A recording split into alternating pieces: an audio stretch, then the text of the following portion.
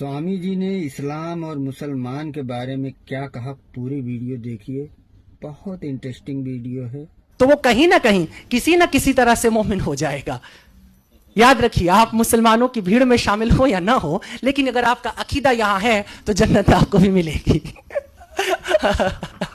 नहीं, वैसे तो कोई नहीं जानता है, मौलाना साहब भी नहीं बता सकते जन्नत किसे किसे मिलेगी, वो तय वही करेगा, वो जो रोजे महशर होगा। पैगंबर साहब की जिंदगी की 3 बातें बड़ी खूबसूरत हैं और बड़ी कीमती हैं, जिसे पूरी दुनिया, जिससे मुझे लगता है मुतासिर होती है। उसमें पहली मैंने कह दिया कि ईश्वर में अगाध निष्ठा, ईश्वर के अतिरिक्त कुछ भी नहीं है। ये पहली बात है जो उनके कैरेक्टर से हमने सीखी है और पूरी दुनिया को सीखना चाहिए, सीखती है। मैं कई बार कहता हूं कि भारत में जिस देवता की हम अब पूजा करते हैं, दरअसल वो इस्लामिक गॉड है। उस ईश्वर को भी कहीं ना कहीं से हमने इस्लाम से सीखा है। वो गॉड वैदिक नहीं है, अभी कुछ अलग है। हम मूर्तियां बना के रखते हैं, बात अलग है, बताना जरूर। लेकिन वो मूर्तियां कुछ ऐसे से हजी कहता है, यहां तो हर घर में एक काबा होता है। हम उसी तरह से अब दुनिया को देख रहे हैं। हमारे पास एक ईश्वर है जो सजा भी देगा और हमें जजा भी देगा, हमको उससे फैज भी मिलना है, सब होना है। तो एक चीज है ईश्वर के प्रति 100% आस्था, और दूसरी बात जो उनसे सीखने जैसी है, मुझे लगता है कि अरब की उस जिस जगह की अभी आप चर्चा करें, बहुत अच्छी बात थी कि आपने सबसे पहले औरतों की दुर्दशा पे बात की थी। मैंने इस बात को कई बार कहा है कि यूं तो मेरा शादी ब्याह से सख्त विरोध है, मुझे लगता है ये दुनिया की सबसे ही बकवास परंपरा है, इसे खत्म हो जाना चाहिए।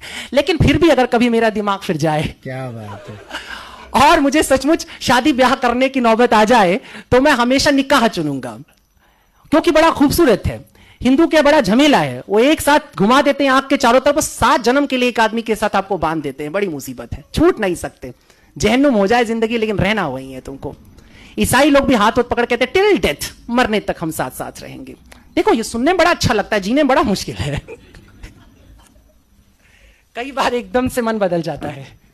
उदय जी एकदम चाव से सुन रहे हैं इस बात को। लेकिन ऐसा है, पर इस्लाम बड़ा क्लियर है, और उसके क्लियर होने की वजह थी, बहुत जरूरी था, क्योंकि औरतों की स्थिति बहुत खराब थी। तो सबसे पहले औरतों के हक में जो बात होती है, वो हमको 1450 साल की रवायत के, आज के समय से मत सोचो, उस जमाने के मॉडर्निज्म पे जाओ, उस जमाने के मॉडर्न थॉट के ऊपर जाओ कि किस तरीके से पैगंबर साहब ने औरतों को उनका हक दिया और कहा कि नहीं, शादी होगी तो औरत तय करेगी। तय करेगी माने वो कबूल है बोलेगी तो कबूल, नहीं बोलेगी तो नहीं। सही बात है। और अगर कबूल है, वो कहती है, तो ये भी वो तय करेगी कि ये कितनी इंश्योर्ड होने वाली है शादी। वो मेहर की जो रकम, अभी तो सुनते कई जगहों पे 750 रुपए में निपट जाता है, और वो भी पहले ही दिन माफ करा लिया जाता है। देखो, ये सब चलता रहता है ना, इसीलिए हमें मजबूरी में बात करना पड़ रहा है। गिरदार रसूल अल्लाह, उन्होंने चाहा कि औरत अपने हक को तय करे, वो कहे कि मेरे को इतना इंश्योर करो कि यदि कल तुम्हारा मन फिर जाएगा, कल तुम किसी और औरत पर तुम्हारी लालसा जाग जाएगी और तुम मुझे छोड़ करके जाओगे, तो कम से कम मेरे जीवन के लिए, मेरे सुकून के लिए इतनी व्यवस्था रहनी चाहिए। ये नियम आता है, और ये बहुत बड़ी बात थी।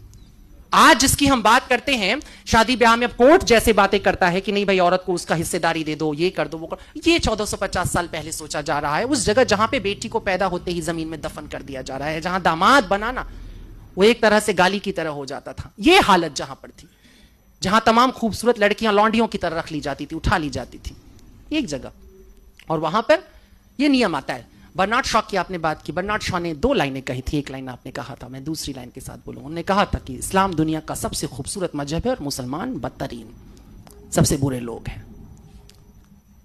ये सुनने में कितना भी खराब लगे, लेकिन ये मजबूरी होती है।